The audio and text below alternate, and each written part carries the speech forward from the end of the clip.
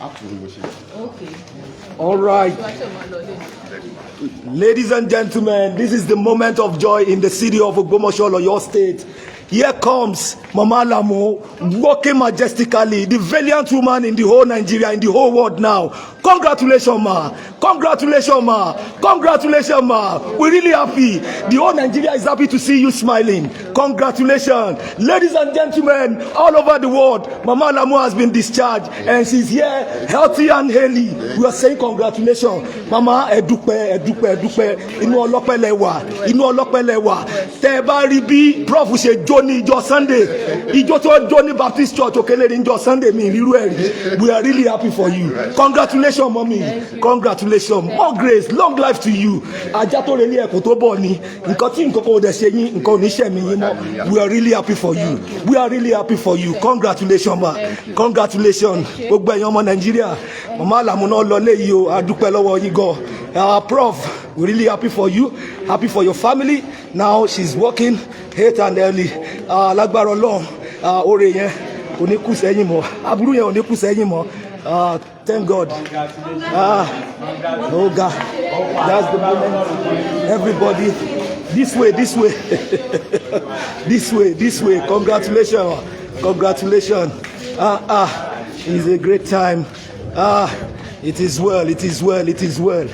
We're really happy for you, happy for your family, happy for everybody who has been with you from the beginning to the end. And that is the moment the whole world has been waiting for. Seeing Mama Lamo still working happy. It is well, it is well. The great mother of all. Live here in Layo Teaching Hospital, Ogbomoso. That's the moment, and that has been the moment here. Now it's time to leave. Layo, congratulations, congratulations, congratulations. In fact, we are so happy, and that is the moment here in the city of Ogbomoso. And the Professor Alamo also is very, very much around to take his lovely wife home, and that has been the moment here at the Layo Teaching Hospital Ogbomoso. And we are very happy. We wish you safe trip back home. Congratulations, congratulations, congratulations. All right. Thank you. All right. Congratulations.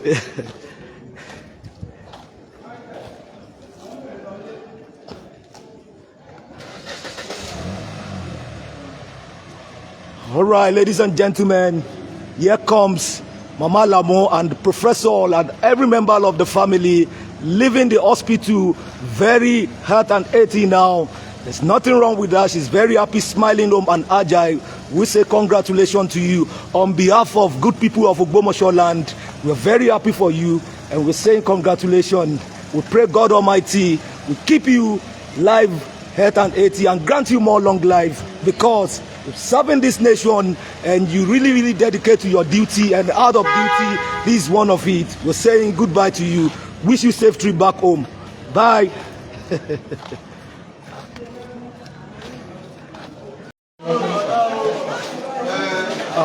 A dúpẹ́ fún Ọlọ́run. Ìyá tí wọ́n wá pẹ̀lú mama principal, àwọn náà ni wọ́n ń bọ̀ yìí. Wọ́n ti discharge àwọn náà ní hospital báyìí. Olúwa ṣeun púpọ̀.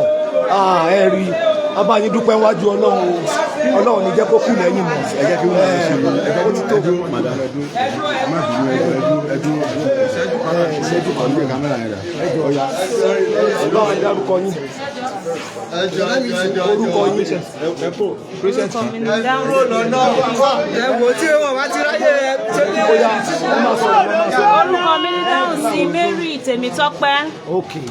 Báwo nínú iṣẹ́ ìdùn tẹ́lẹ̀ ni? Èmi nínú mi dùn jù lágbàáyé. Tí wọ́n bá ní ta nínú rẹ̀ dùn jù, èmi nínú mi dùn jù lágbàáyé. Inú mi dùn gidigidi. Báwo ni ìrìn àjò yẹn ṣe rìn gan-an? Báwo ni?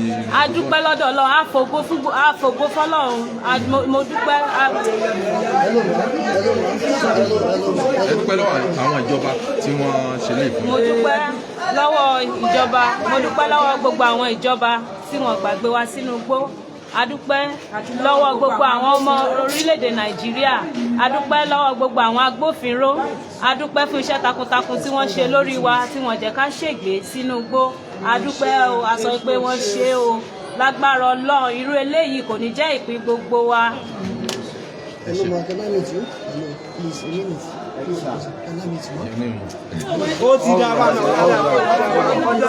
So sorry. Olúwa ṣeun. We are really happy for you. Àwọn àti ọkọ wọn náà ní láti ìlú kílókọ ìlú yẹn Yáwọ́ta. Ẹ máa bálé láyọ̀ o. A dúpẹ́ fọ́lọ́run. Ẹ ṣeun. Wọ́n dúpẹ́ lọ́wọ́ gbogbo àgbáyé pé wọ́n ṣeun. Wọ́n dúpẹ́ lọ́wọ́ ìjọba. Wọ́n dúpẹ́ lọ́wọ́ everybody. Àkókò yìí dùnú ni wọ́n wà báyìí. Lágbára Ọlọ́run oore ni ó máa pọ̀ sí i o. Ó máa ṣe o. O náà ni this is the moment they've been waiting for. Tínú wọn ń dùn báyìí. Ọ̀nà kẹgbà ni. Bàbá wa Tinubu, bàbá wa Ṣèyí Mákindé. Ẹ ṣé o. Àwọn security. Ẹ ṣé o, ẹ ṣé o, àti gbogbo yín. Gbogbo ẹlẹ́sọ̀ àbọ̀, àti gbogbo yín o, àti gbogbo ọmọ àgbáyé, àti gbogbo èèyàn lọ́kùnrin lóbìnrin. Ẹ ṣé o, ẹ ò ní sí ẹ ní ṣíṣe o, ẹ ní bọ́ wáyé o, tí ò ní báyé o. Ẹ ṣé o. Thank you. Ẹ ṣé o. Ẹ ṣé o. Gbogbo ẹlẹ́sìn pátápátá. Ẹ ṣé o. Àwa náà fi àkókò yìí àwa náà fi ń sọ fún yín pé lágbára Ọlọ́run ẹ bá lé láyọ̀ bẹ́ẹ̀ ṣe kúrò lórúkọ gbogbo ọmọ bíbí ìlú Ògbómọ̀ṣọ́ lórúkọ kábíyèsí wa ọba Ghandi Afọlábí Ọláoyè la fi bá yín yọ̀ la fi bá yín dúpẹ́ màmá àgbà wọn náà ní wọ́n fojú wa rí mẹ́wàá nílùú Yáwọ́ta gbogbo gbàtà bá ti wá fíṣítì wọn ọmọ mi mẹ́rin ló wà ń bẹ ọmọ mi mẹ́rin ẹgbàá mi inú yín dùn púpọ̀ lẹ́ni abayín dúpẹ́ wájú Ọlọ́run ẹgbàáyín dúpẹ́ o abayín dúpẹ́ màmá àgbà ẹwà ẹdúró sáàrin wọn abayín dúpẹ́ púpọ̀ gbogbo ẹ̀yin àgbáyé àwọn náà ní madam tó máa ń gbọ́mọ lọ́wọ́ táwọn náà wà pẹ̀lú principal nínú igbó àwọn náà lẹ́ ń wò yìí Mrs. kílẹ̀ pé Mrs. Downsy teacher abi which school kí lórúkọ Baptist Nursery and primary school. Yáwọ́ta. So I really appreciate all the members of Nigerian people. We thank you. We appreciate you for rescuing us. We say okay. Thank you. It's okay. All I have to say is thank you to everyone of you. We appreciate you for your efforts. Thank you very much. God bless you. God bless you. Ẹ ṣé púpọ̀. Ẹ ṣé. Ẹ ṣeun ẹ bá lé láyọ̀ ẹ bá lé láyọ̀. We wish you safe journey back to your Iyabeji abi grandma sọmọ yín ti ní ní Táyé àbí pẹ̀lẹ́ sorry ẹ bá lé láyọ̀ o a kí yín púpọ̀ thank you so much.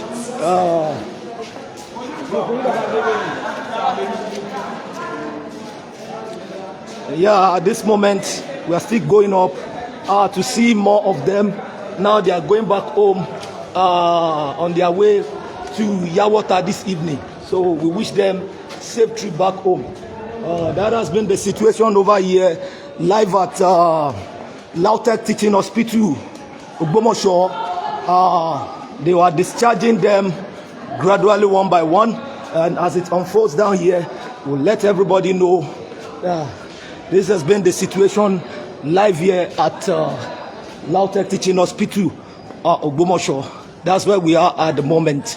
So we wish them safe trip back to their destination.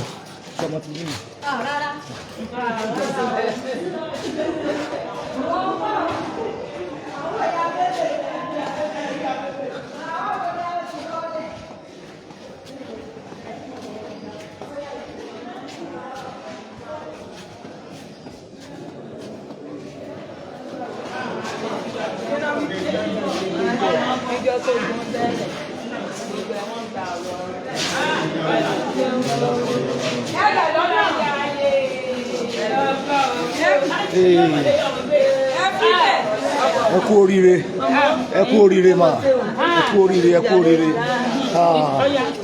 mọ́mì rẹ̀ dà ṣó dá mọ́mì ẹ mọ̀ mọ́mì rẹ̀ dà nù wọn. Oh, we thank God. Mama yìí ni mo rántí ojú yín ẹ pẹ̀lẹ́ ẹ kú oríire kí lẹ fẹ́ bá àwọn èèyàn sọ kí lẹ fẹ́ sọ fún ìjọba kí lẹ fẹ́ sọ fún àwọn ọmọ àgbáyé. Mo dúpẹ́ lọ́wọ́ Ọlọ́run kí Ọlọ́run kó ọmọ mi yọ ní oṣù kẹta wọ́n pa bàbá rẹ̀ àwọn báńkì náà lọ pa mo rántí wọ́n sì kó ọmọ ní oṣù karùn-ún ṣùgbọ́n mo dúpẹ́ pé Ọlọ́run ò fi ọmọ mi ṣèlú ti bàbá rẹ̀ orúkọ Ọlọ́run kò yọ bá a dúpẹ́ lọ́wọ́ àwọn ìjọba dúpẹ́ lọ́wọ́ ọmọ wọn kú gbogbo tí wọ́n ṣe ń wáyé wa láti lórí ìtọ́jú sí rere dúpẹ́ wọ́n ṣe wù dúpẹ́ Ọlọ́run bá tẹ̀wọ́ síwájú àmín ayé ò lẹ́nu wọ́n ti sẹ́yìn. àmín nílùú wo lọ́dọ̀ ní Yawota ẹ ṣeun so can you talk ṣó lè sọ̀rọ̀ what's your name ó máa ṣe pẹ̀lẹ́ máa lọlé sorry Deborah Adébọ̀wálé all right it's okay pẹ̀lẹ́.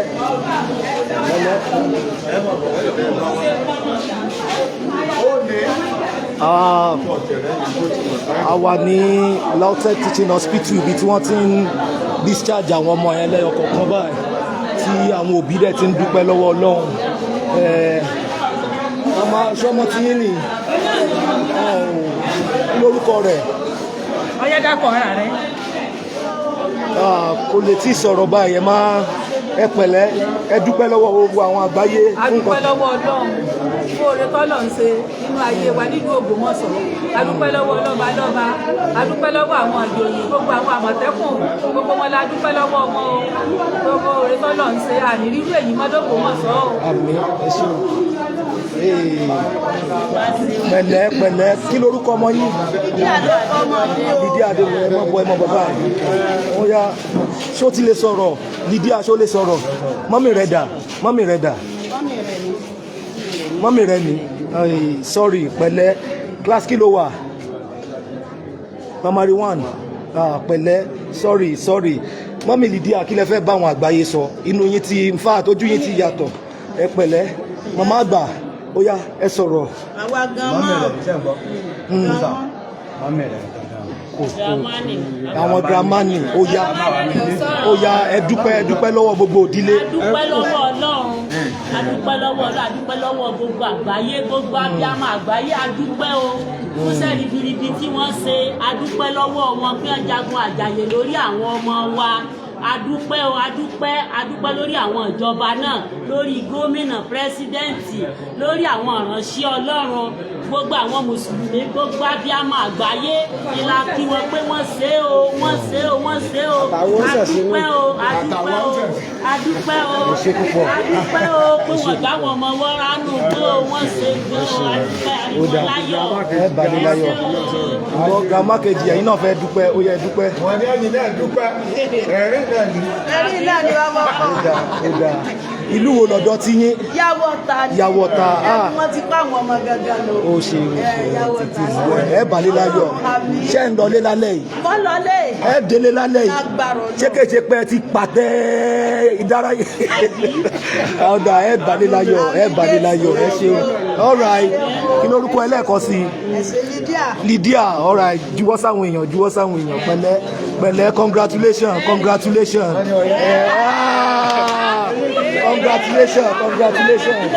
adúpẹ́ o ẹ balẹ̀ láyọ̀ ẹ ṣe àwọn Ògbómọ̀ṣọ́ náà bá yín yọ̀ bá yín dúpẹ́ o ẹ balẹ̀ láyọ̀.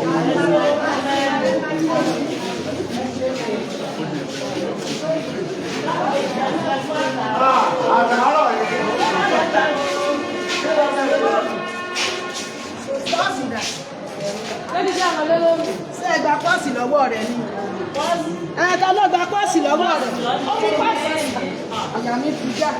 àwọn lọ́wọ́ àbẹ́ wọ́n ti rí.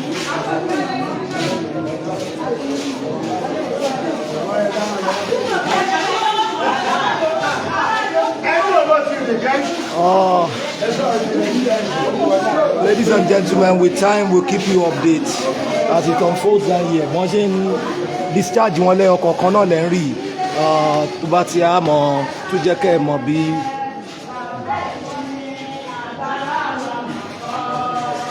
ó ṣe ń lọ.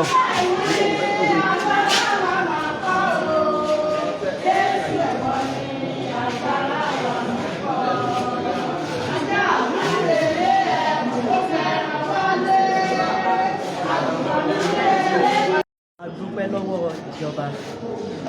àwọn ọmọ yín náà dà. Kí lorúkọ wọn? Ọ̀kan jẹ́ Jacob. Ẹ̀kejì jẹ́ Mary. Ok. So mo dúpẹ́, inú mi dùn, mo dúpẹ́ lọ́wọ́ ìjọba àpapọ̀, mo dúpẹ́ lọ́wọ́ ìjọba ìbílẹ̀, mo sì dúpẹ́ lọ́wọ́ àwọn dókítà, mo sì dúpẹ́ lọ́wọ́ bàbá wa tó jẹ́ baálẹ̀. Gbogbo ohun òní kálukú kò ní sọnù. Àmín. Inú mi dùn bàbá, mi lè dúpẹ́ tán. School bo làwọn ọmọ yín wà? Yàwọ́ta. Yàwọ́ta Primary Baptist Basic Primary School. Ṣé wàá ń lọlé lálẹ́ yìí nìyẹn? Ẹ délé lálẹ́ yìí? Ó dà, inú yín dùn pọ̀, ẹ ṣeun. Ẹ̀yin ọmọ, how are you? Ṣé ẹ ti lè sọ̀rọ̀ báyìí? Ẹ ti ń sọ̀rọ̀, kí lorúkọ tiẹ̀? Jacob, kí lorúkọ àbúrò rẹ̀? Blessing. Ẹ pẹ̀lẹ́, ẹ pẹ̀lẹ́, ẹ pẹ̀lẹ́. Sorry, congratulations. Ẹ pẹ̀lẹ́, ẹ pẹ̀lẹ́, ẹ pẹ̀lẹ́. Kí lorúkọ ọmọ tí yín? Aguna Noah. Oh, sorry, ẹ pẹ̀lẹ́. Noah, ṣó ti lè sọ̀rọ̀ báyìí? How are you? Sára rẹ ti lè dáadáa. Pẹ̀lẹ́, pẹ̀lẹ́, pẹ̀lẹ́. Sorry, congratulations to you. Congratulations. Ẹ dúpẹ́ lọ́wọ́ àwọn ìjọba, ẹ dúpẹ́ lọ́wọ́. Ó yá, kí lẹ fẹ́ bá ìjọba sọ? Kí lẹ fẹ́ bá àwọn ará àwọn àgbáyé sọ? Ó yá. Ẹ sọ̀rọ̀. Ẹjọ́ jẹ́ mọ́jọ́ jẹ́ nu ẹ̀yìn. Ẹjọ́ jẹ́ sàlẹ̀. Ó ṣe gbọ́. Ẹjọ́ jẹ́ sàlẹ̀. Ṣe gbọ́.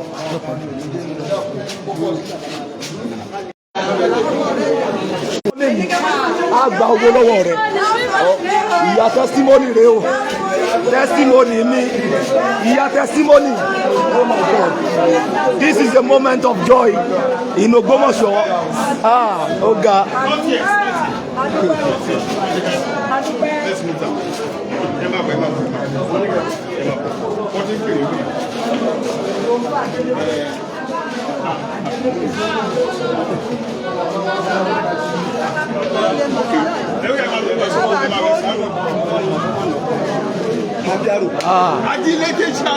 Èyí ni bí wọ́n ti ń fi àwọn òbí kọ̀ọ̀kan tí wọ́n ti ń gba ọmọ wọn ní Lautech Teaching Hospital. Bí ẹ bá rántí ojú ìyá yìí, ìyá testimony ni o, ìyá testimony.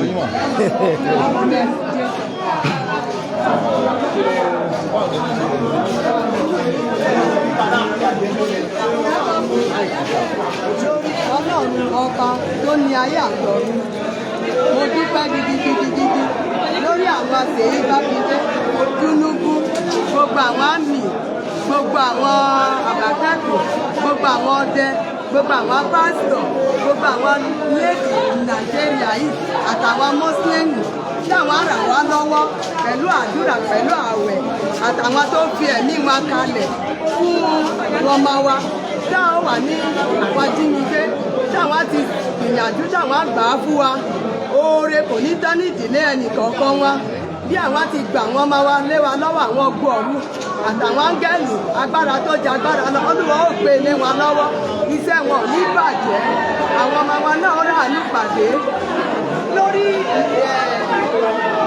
bí mo ti wá láti àwọn ẹsẹ̀ pé. Ṣáwọn ọmọ yín ni? Àwọn ọmọ yín náà wà láàrin wọn. Congratulations, congratulations, congratulations, congratulations, congratulations, congratulations. Ṣọmọ yín ni? Ọmọ yín ni, kí lórúkọ ọmọ yín? Aliu Ahmed láti ìlú ọjọ́ ńlá onílá. Congratulations, congratulations. Ẹ kú oríire, ẹ kú oríire o, ẹ kú oríire, ẹ kú oríire o.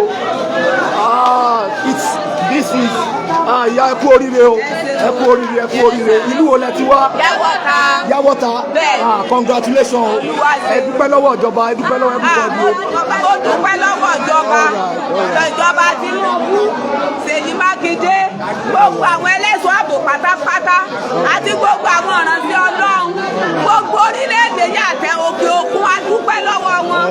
Iṣẹ́ wọn jọ o, kò ní ṣìṣe o. Ìyá ẹ má bọ̀. Ìyá yìí ó fojú wa rí mẹ́wàá ní Yàwọ́ta.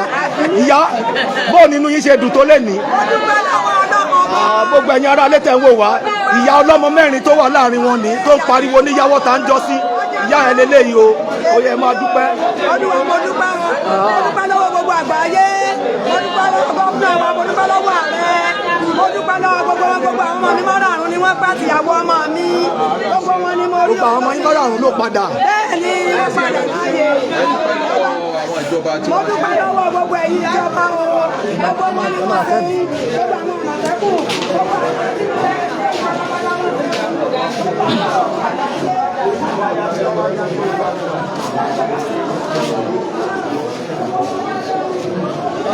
lákòókò tá a wà yìí a wà ní Lautech Teaching Hospital Ògbómọ̀ṣọ́ bí tó ti hand over lé àwọn parents lọ́wọ́ àwọn ọmọ wọn, so òun náà lẹ́ ń rí ní ojú ìran wa yìí. Àwọn òbí kọ̀ọ̀kan tó ti ń discharge àwọn ọmọ wọn, òun náà lẹ́ ń rí ní ẹnu wọ́ọ̀dù wọn, ibẹ̀ láwa yìí. So as soon as gbogbo wọn bá ti ń jáde ẹ máa rí bó ṣe ń lọ ní ìlú Ògbómọ̀ṣọ́ báyìí. But as we speak to you right now, that has been the moment of joy now in Lautech Teaching Hospital Ògbómọ̀ṣọ́, ibẹ̀ la wà báyìí. Most especially gbogbo àwọn parents tó wà ń bí ara Yáwọ́ta, Ẹ̀sìn Ẹ̀lẹ̀, gbogbo wọn náà wà ń bí báyìí. Òun náà lè ń rí lẹ́yọ kọ̀ọ̀kan tó ń release wọn. So we are waiting for their discharge as soon as they certify them that they can go, because they are going to release some today, leave some today. So that has been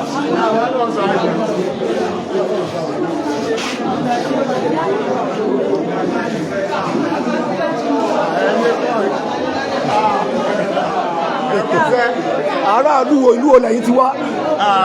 Ọ̀nà ẹ̀fẹ́ rẹ̀ náà làwọn ti wà. Kí lórúkọ ìlú ti yín? Kí lórúkọ ìlú ti yín? Ahoro Dada. Ahoro Dada. Ọmọ yín mélòó ló wà ń bẹ̀? Ọmọ kan náà ló wà ń bẹ̀. A dúpẹ́ lọ́wọ́ Ọlọ́run ọba. Ẹ ṣeun. A kí ààrẹ wa Tinubu. A kí gómìnà wa Ẹnjìníà Ṣèyí Mákindé. Yóò dára fún wọn, Ọlọ́run máa fún wọn ṣe kẹta wọn ò ní bàjẹ́. Àwa kí gbogbo àwọn officers all Nigeria, civil defence, army, police, operation post, Àmọ̀tẹ́kùn, all our defences àti wọ́n ṣe o.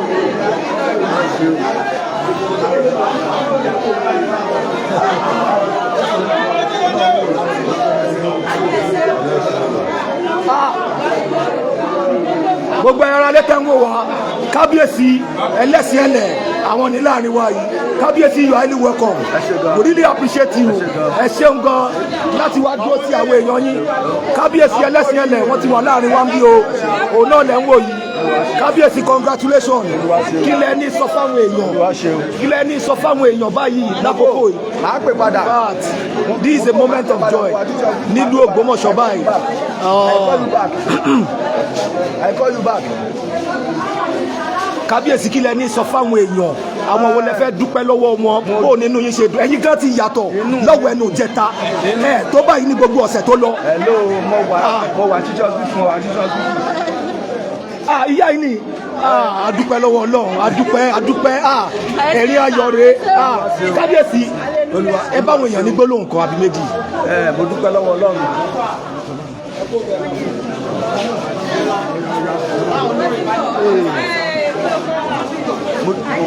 Ẹ má sọ̀rọ̀ lẹ́mọ̀ sọ̀rọ̀. Mo dúpẹ́ lọ́wọ́ Ọlọ́run ọba ọ̀gá òun pé gbogbo àmì ìwò tó ṣe fún wa, a sì dúpẹ́ pé Ọlọ́run sì ṣe, Ọlọ́run ṣàfàyọ wa lórí rẹ̀. A dúpẹ́. Mo dúpẹ́ lọ́wọ́ Bọ́lá Ahmed, president wa Tinubu. Mo dúpẹ́ lọ́wọ́ wọn gan pẹ̀lú akitiyan tí a ṣe lórí ọ̀rọ̀ yìí. Ọlọ́run mọ̀ tẹ̀wọ̀n síwájú. Mo dúpẹ́ lọ́wọ́ Ẹnjìníà Ṣèyí Mákindé, gómìnà wa ní Ọ̀yọ́ state, pẹ̀lú méje àyà mẹ́fà tí wọ́n ṣe. Mo dúpẹ́ lọ́wọ́ wọn gan. Mo dúpẹ́ lọ́wọ́ gbogbo lọ́balọ́ba lórí ilé local government. Mo dúpẹ́ lọ́wọ́ wọn. Aburú báyìí kò ní kẹ́ni kọ̀ọ̀kan. Mo dúpẹ́ lọ́wọ́ ọba Gandhi Afọlábí Ọlọ́run ìgbọ́n gẹ́gẹ́. Mo dúpẹ́ lọ́wọ́ wọn. Mo dúpẹ́ lọ́wọ́ kábíyèsí Olúgbọ́n lórí àtìbẹ̀rẹ̀ rẹ̀ báyìí wọ́n dúró tì wá títí dé ìdájí kò tó lẹ́yìn wọn padà lẹ́yìn wa. Ọlọ́run ní padà lẹ́yìn àwọn. Mo dúpẹ́ lọ́wọ́ kábíyèsí ọba Lamida òǹgbẹ tún ti jẹ́rù. Mo dúpẹ́ lọ́wọ́ wọn. Àwọn náà ṣe ohun torí pé gbà tí kẹ́ ṣẹlẹ̀ àwọn náà dọ́dọ̀ wa so lẹ́yìn ìgbà náà mo dúpẹ́ lọ́wọ́ kábíyèsí ọba aláàfin ìlú Ọ̀yọ́ Ọ̀wọ́ adé kejì ọlọ́run ọba yóò jẹ́ mi wọ́n gbó àná ṣe ìdúró méje lórí àárín yìí ọlọ́run wà pẹ̀lú wọn mo sì dúpẹ́ lọ́wọ́ gbogbo ọmọ Nàìjíríà pátápátá lórí wọn ní kíkọ́ olè dágbóṣe tó bá jẹ́ pé nǹkan yìí wọ́n dáadáa wa agbára wọ̀ ká ní àti pásítọ̀ àti kìrìsìtẹ́nì àti mùsùlùmí àti oníṣẹ̀ṣe mo dúpẹ́ káàkiri gbogbo àgbáyé torí wọ́n dúró tì wá lọ́nà kan náà ni aburú báyìí kò ní fi kẹ́ni kọ̀ọ̀kan wá ayọ̀ láàmú bára wa ṣe ṣe àdúpẹ́.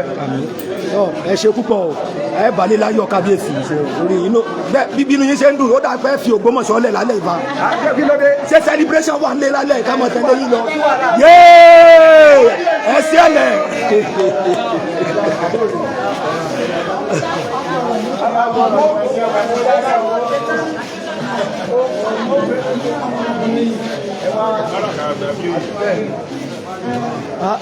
Kábíyèsí ti yàtọ̀ ìròyìn ayọ̀ dáa ìròyìn ayọ̀ dáa gbogbo ojú òní la yí ọkọ̀ akẹ́lẹ̀ ní báwọn sọ̀rọ̀ àgbà.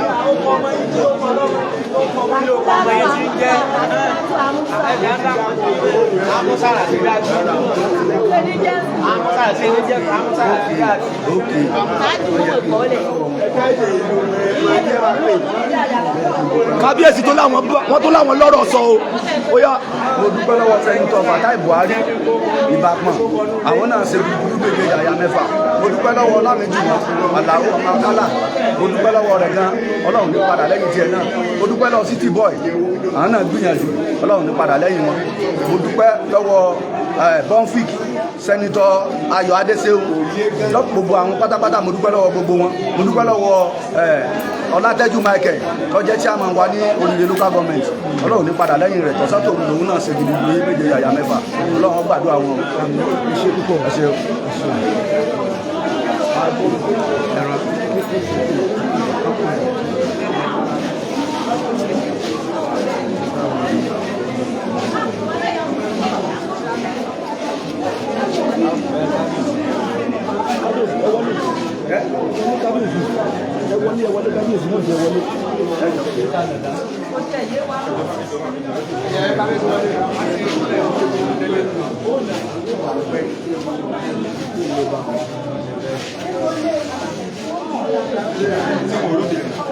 Gbọ́dọ̀ ní sọ̀rọ̀ dáadáa.